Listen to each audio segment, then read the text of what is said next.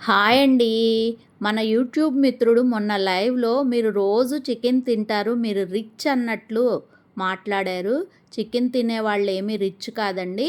ఈరోజు మా Sunday special వచ్చేసి వేడి వేడి అన్నంలోకి కమ్మని కాచిన నెయ్యి, మన ఆవకాయ బద్ద, అలాగే మన పెసరపప్పు. వేసవికాలం వచ్చేసింది కదండీ! చలువ చేయడానికి పెసరపప్పు ముద్దపప్పు అయితే చేసుకున్నాము.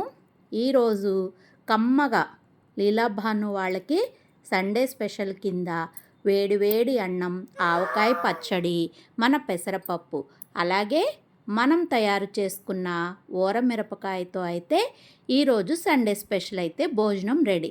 మనం ఏది తింటామో అదే మనకి పంచభక్ష పరమాన్నం. అంతేకాని చికెన్ తింటేనే రిచ్, పచ్చడి తింటేనే పూరని కాదు.